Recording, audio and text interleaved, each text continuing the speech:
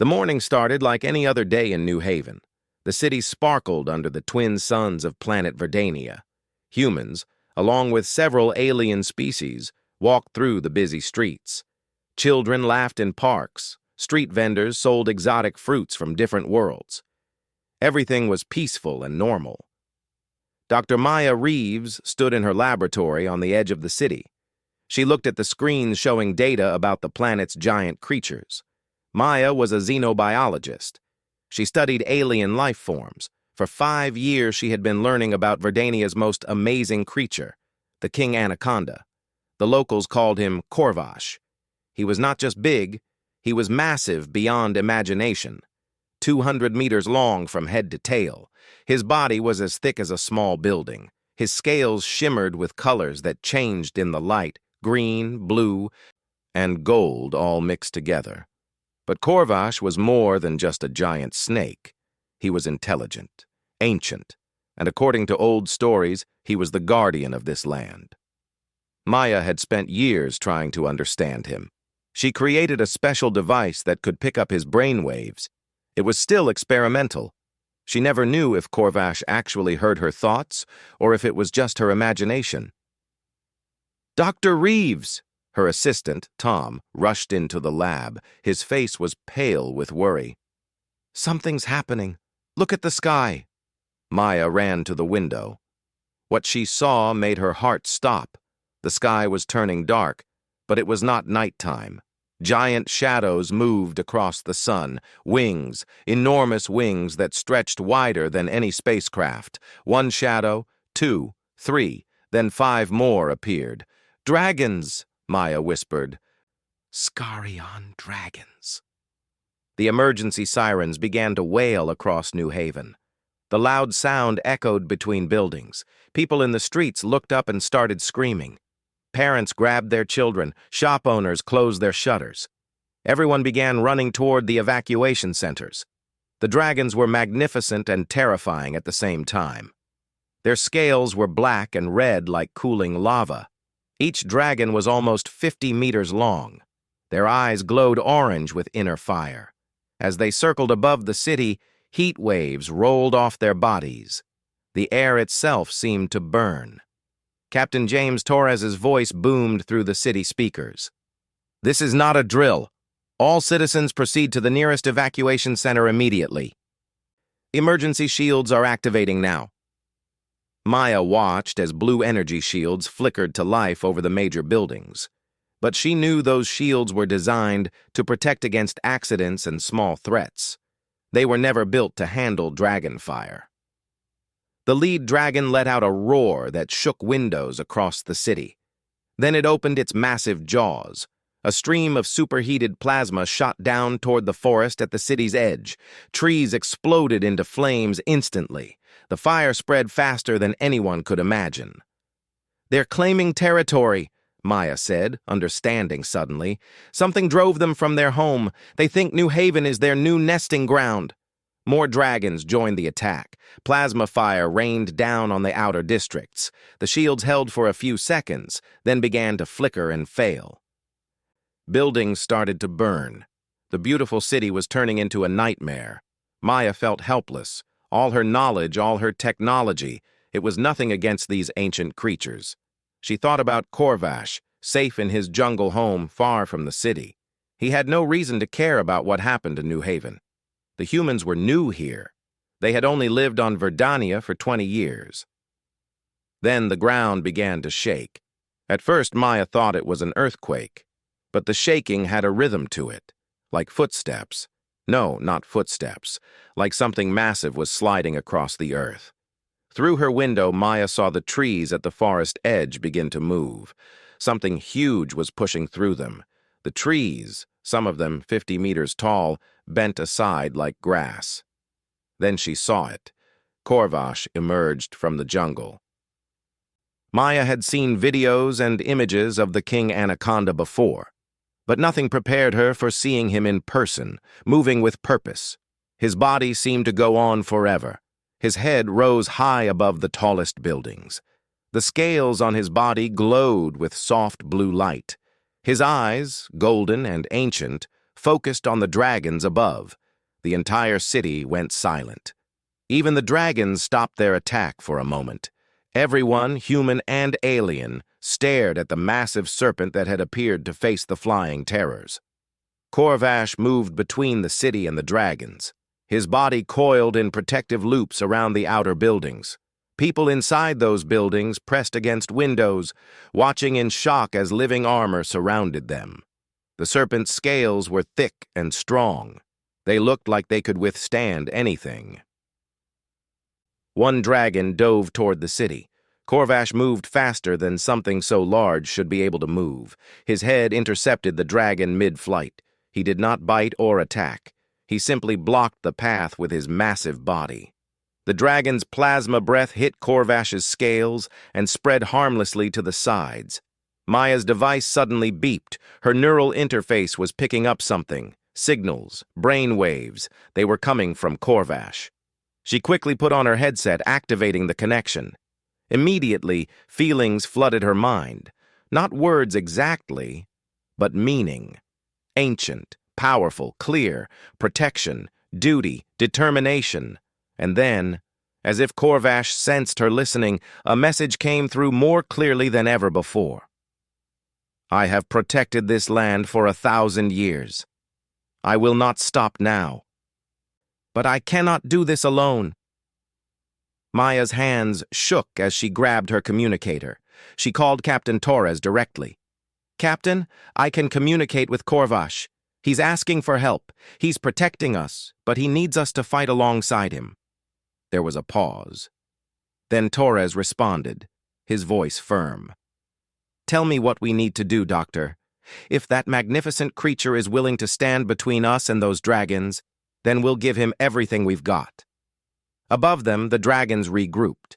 They had seen their attack fail once, but there were 8 of them, and only one serpent. They began to circle, preparing for a coordinated assault. Corvash's body tensed. His scales glowed brighter. Maya felt his resolve through their connection. He would not move. He would not retreat. The King Anaconda had made his choice. The battle for New Haven was about to begin. The dragons attacked together. All 8 of them dove from different directions. Their wings created thunder in the air. Their mouths opened, ready to unleash fire. The people in the evacuation centers held their breath. This was it. Corvash moved like water despite his enormous size. His head swung left, blocking one dragon. His body coiled upward, creating a wall that stopped 2 more. The plasma fire from the dragons hit his scales and scattered like rain hitting a roof. But Maya could feel through their connection. It hurt. The fire was incredibly hot. Corvash was enduring terrible pain to protect the city. Captain Torres, we need to help him, Maya shouted into her communicator. The dragon fire is too hot, his scales are strong, but he can't take this forever. What do you suggest, Doctor? Torres asked. She could hear him giving orders to his team in the background. Maya's mind raced. She thought about what she knew of dragon fire. It was not normal fire. It was superheated plasma that could melt metal instantly. But Corvash's scales were deflecting it somehow. They must have special properties.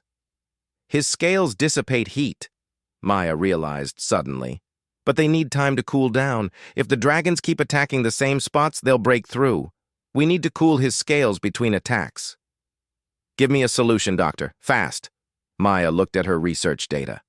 The city's fire suppression drones, they carry cooling foam. If we modify the formula and spray it on Corvash, it could help him. And we need to activate the sonic barriers at... She checked her notes quickly. At 17 kilohertz. That frequency should disorient the dragons without harming them. Without harming them? Torres sounded surprised. They're attacking us. They're desperate, not evil, Maya said. Corvash isn't trying to kill them either. He's just defending. If we kill them, we're no better than destroyers. We need to find another way. There was a pause. Then Torres spoke with respect in his voice. All right, Doctor. We'll do it your way.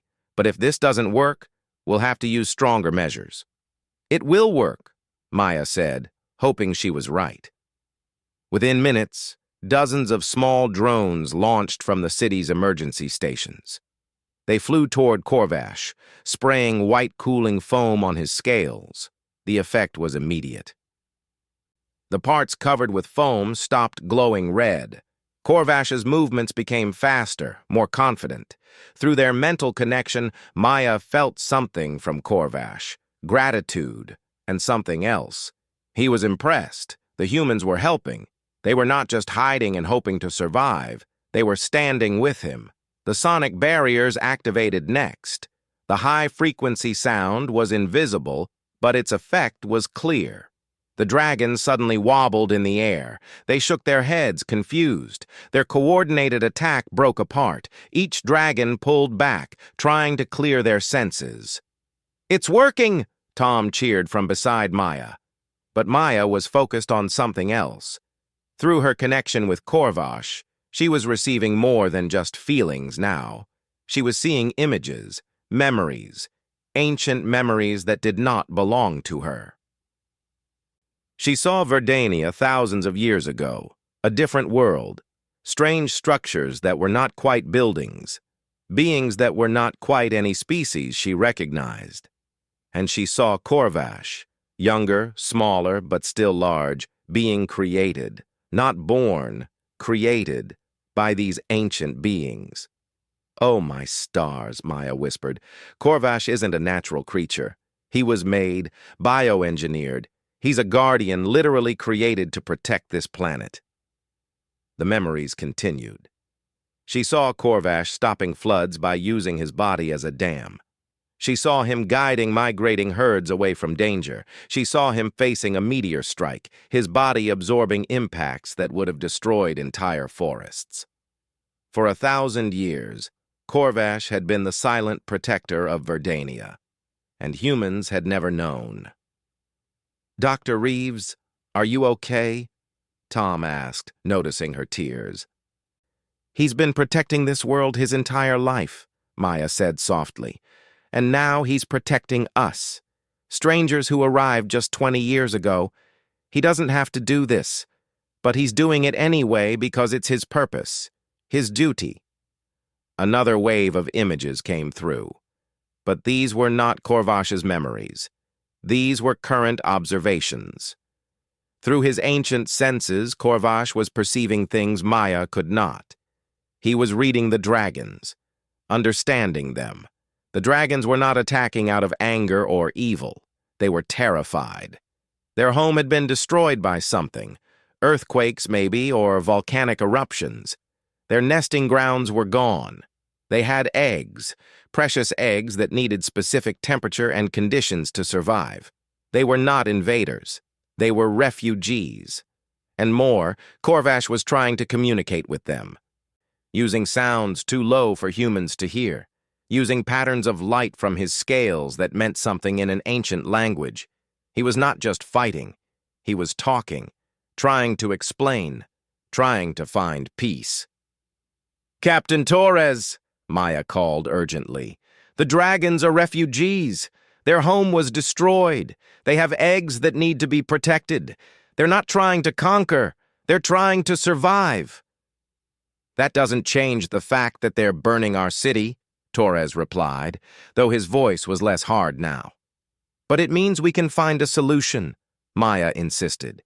"If we can show them there are other places they can go, safe places for their eggs, maybe they'll leave peacefully." Before Torres could respond, the largest dragon, clearly the leader, let out a roar that was different from the others. It was not threatening. It was calling. Calling to others. 3 more dragons appeared on the horizon. They were carrying something in their claws, large oval objects, eggs. The dragons had brought their eggs with them.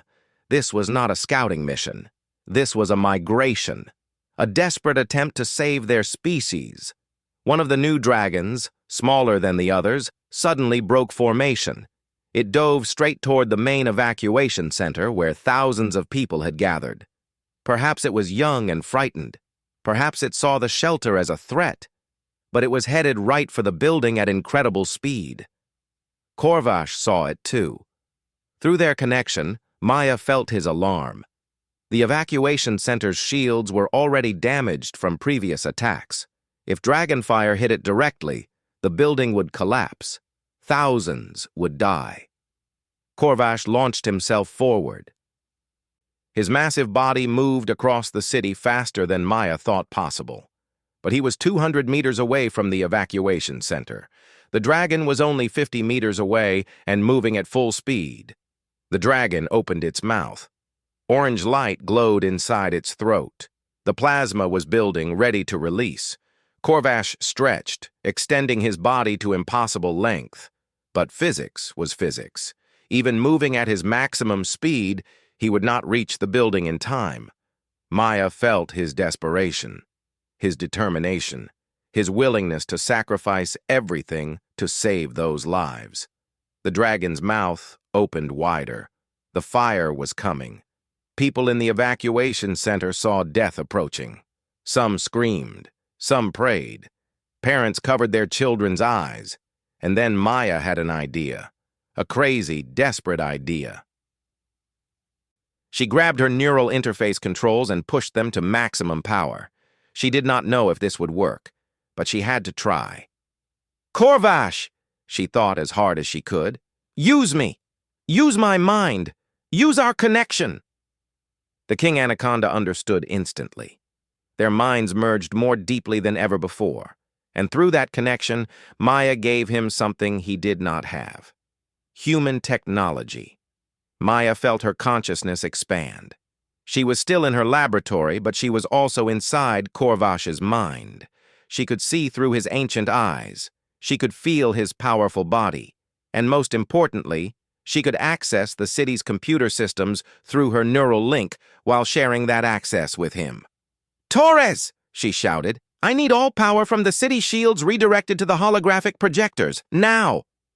Doctor, that will leave us completely defenseless. Do it! Trust me. The dragon was 5 seconds from releasing its fire. 4 seconds. 3. Torres made his decision. Redirect all power to holographic systems.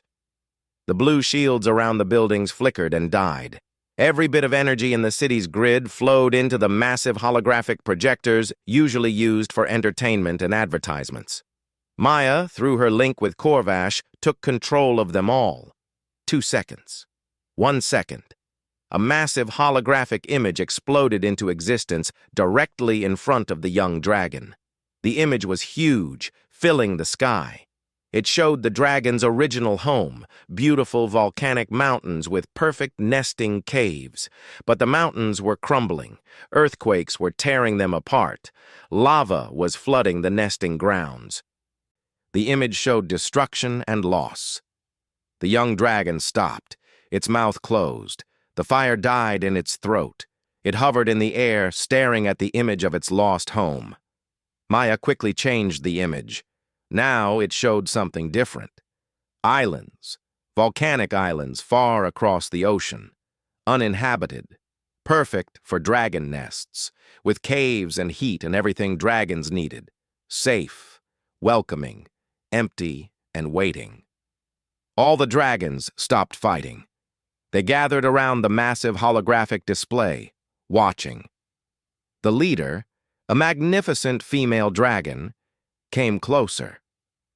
Her orange eyes studied the images carefully. Through their mental connection, Corvash began to communicate with the dragon leader. Maya felt the vibrations in his body, sounds too low for human ears to hear. His scales flashed in patterns that meant something in an ancient language that existed before humans ever reached for the stars. Maya could not understand the exact words, but she felt the meaning. Corvash was offering safe passage. He was promising protection. He was explaining that humans were not enemies. They were helpers. They were friends. The dragon leader, Maya somehow knew her name was Jarex, responded. Her body language showed suspicion, anger, fear. She did not trust the soft-skinned invaders who built their cities without asking permission. Captain Torres, Maya said quickly, we need to show them we mean no harm. Can you power down all weapon systems? Doctor, if we do that, we're completely vulnerable. That's exactly the point. We need to show complete trust. It's the only way. Maya heard Torres take a deep breath. Then he gave the order. All units, power down weapons. Defensive systems offline. This is Captain Torres. We're showing these dragons that we choose peace. Across the city, every weapon system shut down. Every defensive measure stopped. New Haven stood completely unprotected. It was a moment of absolute vulnerability, but it was also a moment of absolute faith. Jarex noticed. Her head tilted. This was unexpected. Then something even more unexpected happened. The main doors of the evacuation center opened. Human medical teams walked out. They were carrying equipment, supplies, and something else. They were moving carefully, handling something large and delicate. Maya watched through Corvash's eyes as Captain Torres himself led the team. They were carrying scanning equipment. They were walking toward an area near the city's foundation, and they were digging. "What are you doing?" Maya asked through her communicator. Torres's voice was firm. "Your scans of the dragon physiology showed they produce specific frequency vibrations when searching for eggs. I had my team analyze the ground beneath New Haven. Doctor, we built our city on top of ancient dragon nesting grounds. There are eggs buried here, old ones, maybe abandoned, maybe forgotten, but they're here." Maya felt shock run through her. And through their connection, so did Corvash. The human team worked quickly and carefully. They used ground-penetrating scanners. They excavated with delicate tools. And within minutes, they found them. 5 large eggs, each one the size of a small vehicle. They had been buried deep beneath the city's foundations for who knew how many years. The humans carefully lifted each egg. They used special harnesses and anti-gravity lifters. They treated each egg like it was the most precious thing in the universe, and slowly, carefully, they carried all 5 eggs to an open area where Jarex could see them clearly. The Dragon Queen's reaction was immediate. She dove down, landing near the eggs. Her massive body trembled. She made sounds that were almost like crying. These were not her eggs, but they were dragon eggs. Her species' eggs, possibly the eggs of her ancestors. Corvash moved carefully. He positioned his massive body around the eggs, creating a protective barrier. Not claiming them, not taking them away, just protecting them, showing Jarex that he, too, would guard them with his life. Maya felt the moment shift. Something changed in the air. The tension began to fade. She accessed the city's translation computers and combined them with her understanding of Corvash's communication methods. She created a message and broadcast it through every speaker in New Haven, while Corvash transmitted it through his ancient language at the same time.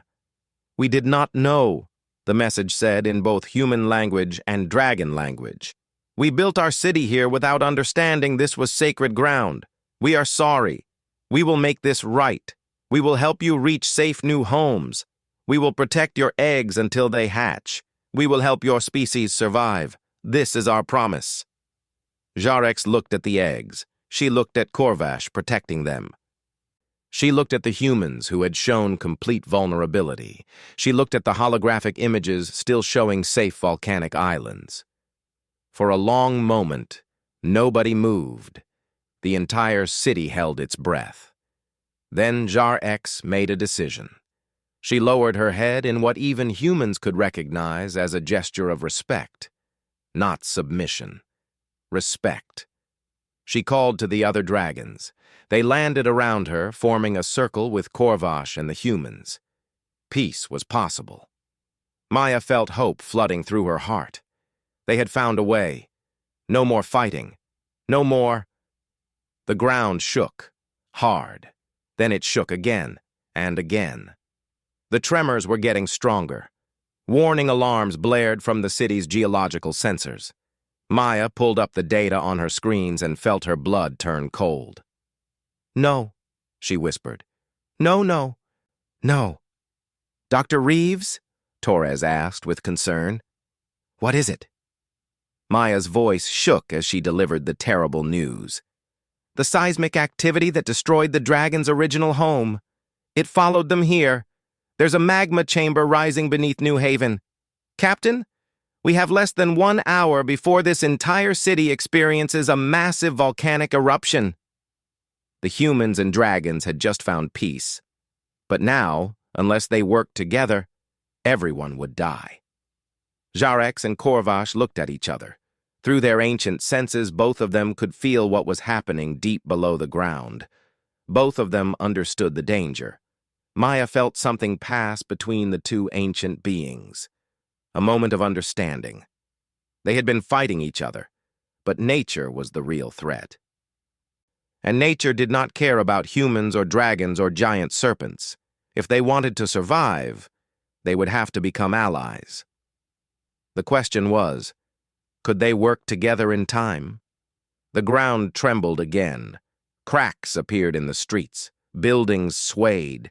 People screamed and held on to anything stable. The geological sensors were showing numbers that made Maya's hands shake. The magma chamber was rising fast, too fast. "Everyone stay calm!" Captain Torres's voice echoed through the city speakers. But Maya could hear the fear hidden in his words. He knew what those numbers meant. Maya pulled up more data on her screens. The pressure building beneath them was enormous. The city's geothermal stabilizers, machines designed to prevent exactly this kind of disaster, were failing. They were never built to handle pressure of this magnitude. Through her connection with Corvash, Maya felt his ancient mind analyzing the situation. He had faced natural disasters before, floods, earthquakes, even meteor strikes. But this was different. This was happening directly beneath a city full of thousands of lives. There was no time to evacuate, no time to run. Corvash turned his massive head toward Jarex. The Dragon Queen was already looking at him. Something passed between them. Understanding, recognition. They were both ancient guardians, both protectors, and both knew that this threat was beyond what either could face alone. Jarex made a sound. It was not aggressive. It was questioning, asking. Through their connection, Maya understood what was being communicated. Jarex was asking if Corvash had a plan. The King Anaconda responded with his low-frequency vibrations and bioluminescent patterns. Maya felt the meaning flow through their link. Yes, he had a plan, but it was dangerous. It required both their species working together, and it required the humans, too. "Dr. Reeves," Captain Torres called, "can you translate what they're saying?" Maya focused. "Corvash has an idea. The dragons can create heat channels. They can use their plasma to melt controlled paths away from the city. This will redirect the magma pressure. Meanwhile, Corvash will use his body to compress and seal the fault lines. But he needs the dragon fire to fuse the rock quickly enough. It's incredibly dangerous for both of them." "What about us?" Torres asked. "What can humans do?" Another exchange happened between Corvash and Jarex. Then Maya received the answer. "We need to deploy every cryo unit in the city," Maya explained quickly. "Corvash will need cooling between compressions or the heat will damage him permanently. And we need to place seismic dampeners at specific points. Corvash will show us where through our connection." "How much time do we have?" Torres asked. Maya looked at the data. 47 minutes, maybe less. "Then we start now." Torres switched to citywide broadcast. "All engineering teams, this is Captain Torres. We have a plan, but we need everyone's help. We're working with our new allies, the Dragons and Corvash, to save this city. Follow Dr. Reeves's instructions exactly. Move fast, but move carefully. Lives depend on us." The city transformed into organized chaos. Human engineers ran to their stations. Cryo units were activated. Usually these machines were used for terraforming projects, but today they would save lives. Pilots climbed into small aircraft, ready to place dampeners wherever needed. The dragons took to the sky. Jarex called out coordinates in her ancient language. Corvash translated through his connection with Maya. Maya converted the information into maps that human pilots could understand. First target, northeast sector, 200 meters down, Maya called out. Dragons, create a vertical channel. Pilots, place dampener at ground level. Jarex and 3 other dragons dove toward the ground. Their bodies glowed white-hot as they prepared their plasma. They opened their mouths and released controlled streams of fire directly into the earth. The ground melted like butter. Stone turned to liquid. A perfect channel formed, going straight down. Human pilots flew in immediately after, dropping specialized dampeners into the molten channel. The dampeners activated, creating vibration fields that would control how the magma flowed. Second target, western sector, near the river, Maya directed.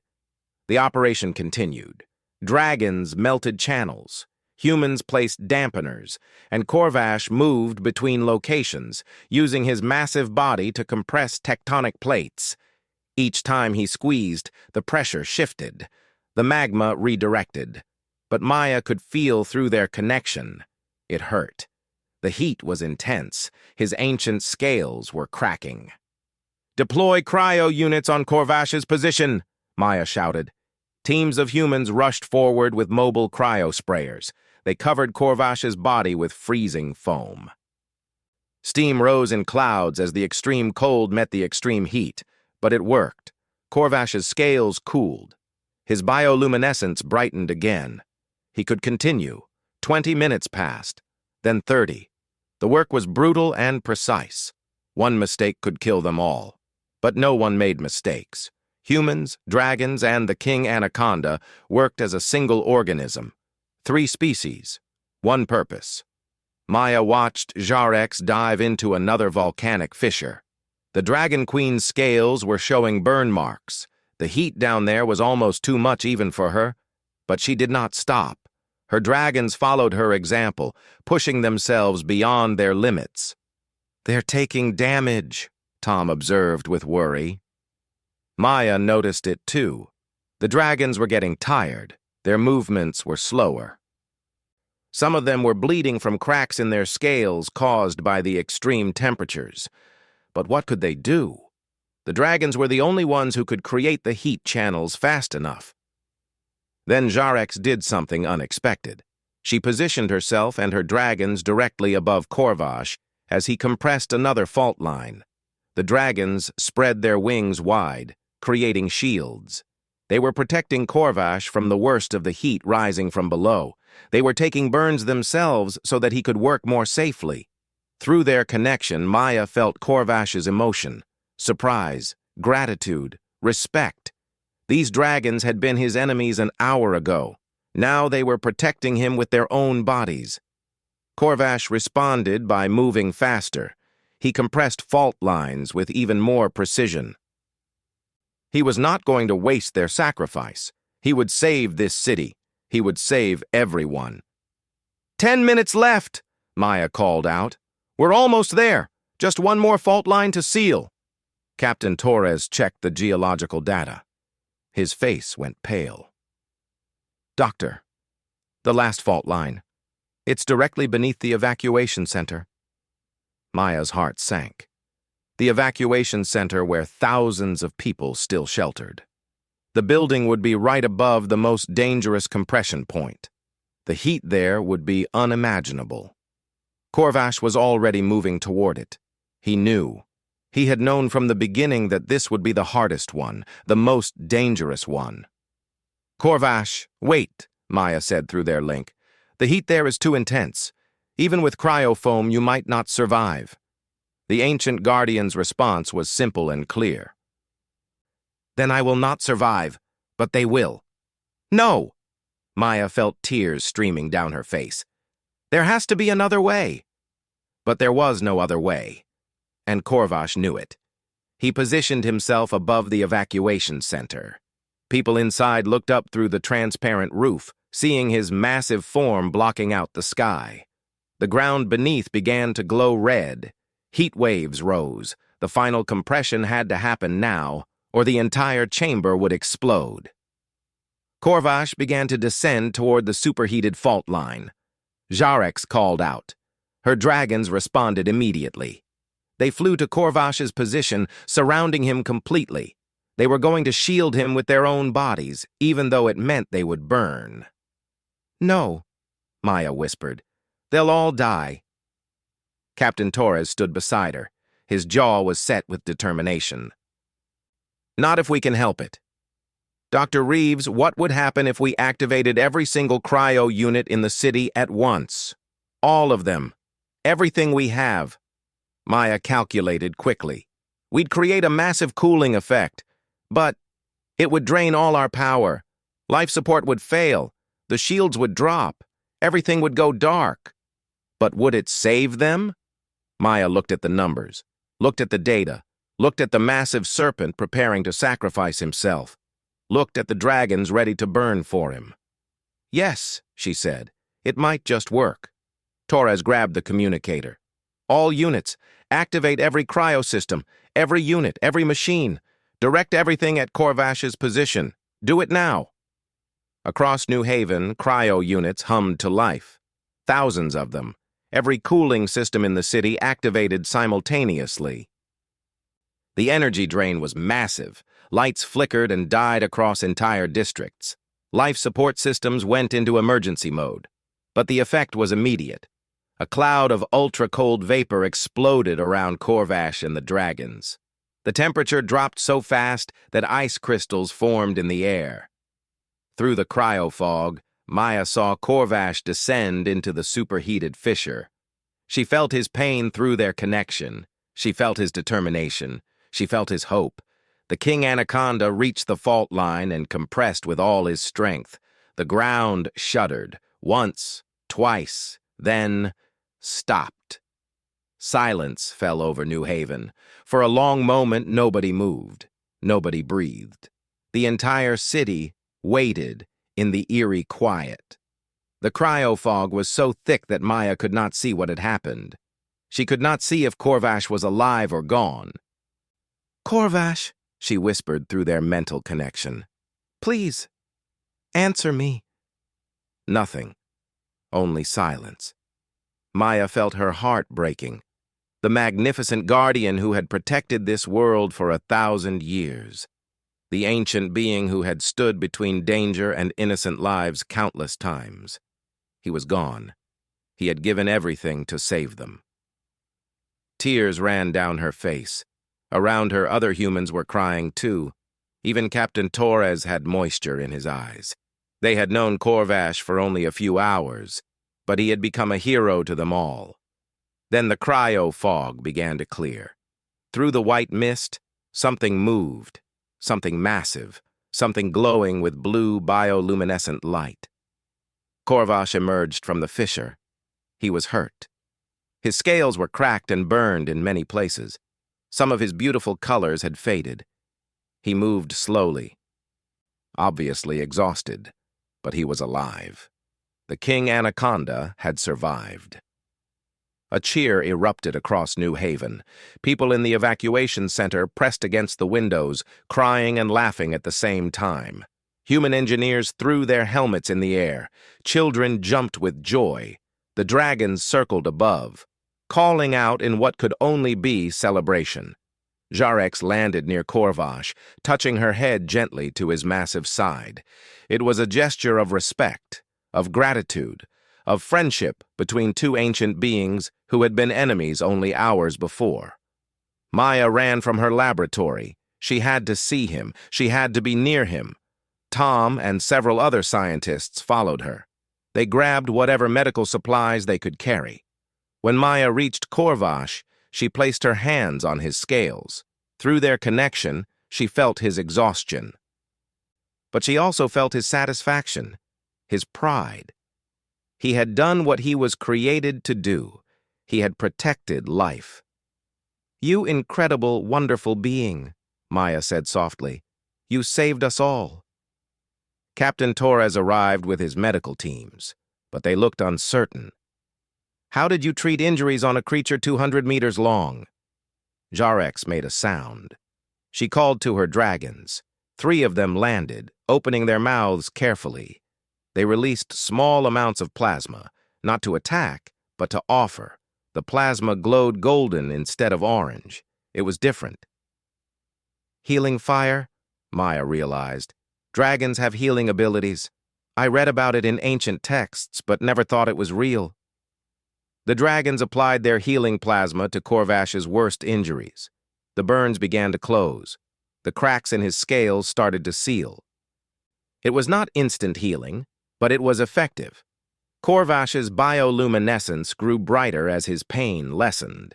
Human engineers brought their own technology to help. They sprayed medical nanobots on the smaller injuries. They set up cooling stations so Corvash could rest comfortably. Scientists like Maya monitored his vital signs to make sure he was stable.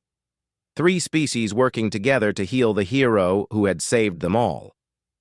While Corvash recovered, the geological teams checked their instruments. The readings were clear. The fault line was sealed. The magma had been redirected safely into the ocean, miles away from the city. The channels created by the dragons were venting pressure exactly as planned. New Haven was safe.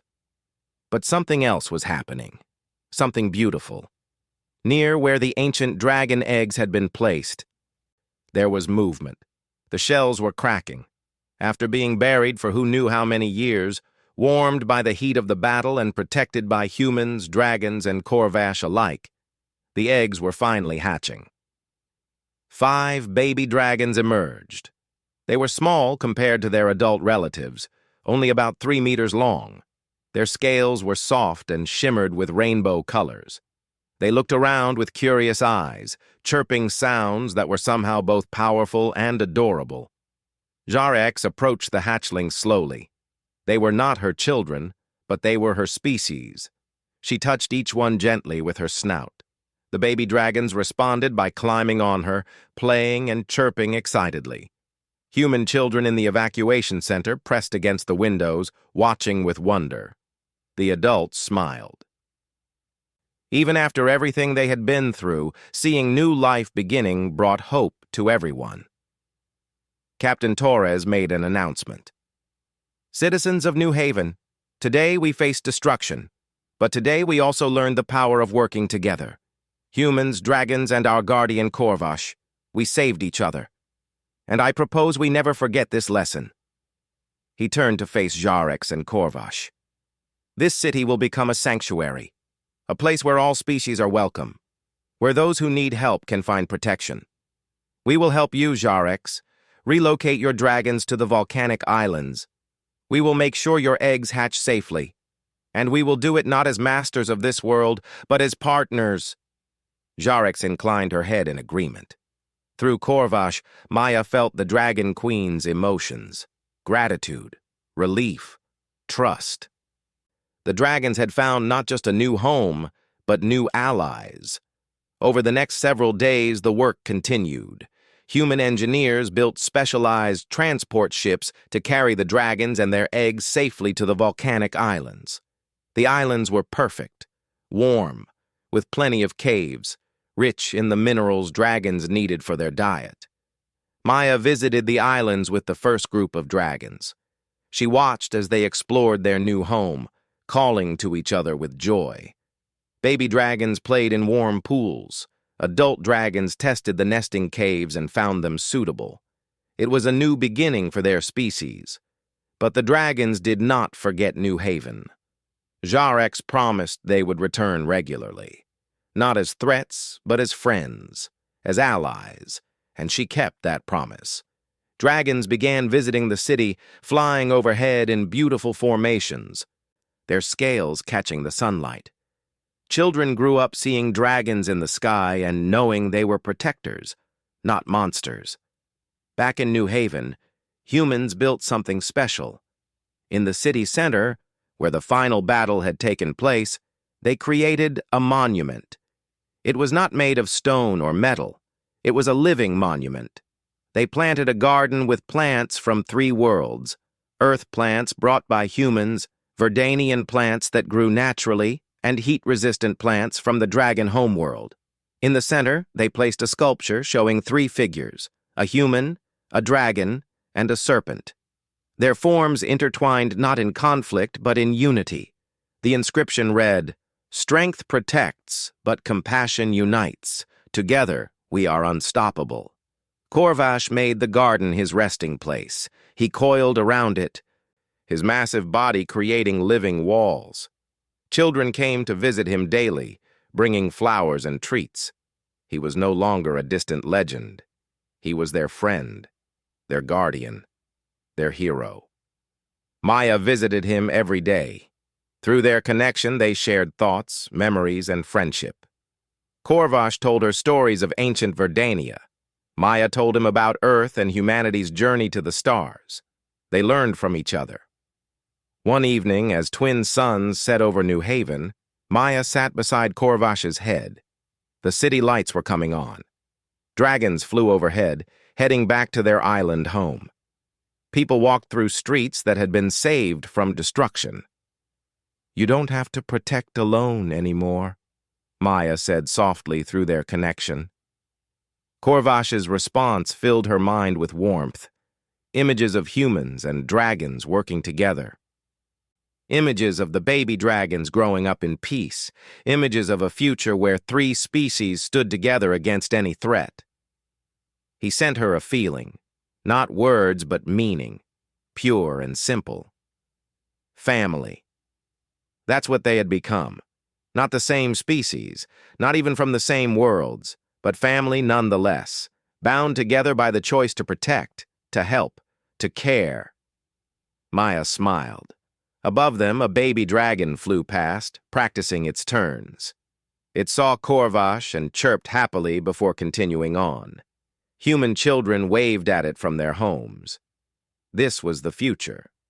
Not humans conquering the galaxy, not one species dominating others, but different beings working together, protecting each other, building something beautiful. Corvash's bioluminescence began to glow brighter as night fell, not in warning this time, in celebration, in peace. And in the city that had almost fallen, in the place where enemies became friends, where 3 species learned to trust, a new chapter of history was being written. A chapter that would be told for generations to come. The story of the day a King Anaconda fought dragons to protect lives, and how that battle became the beginning of something greater.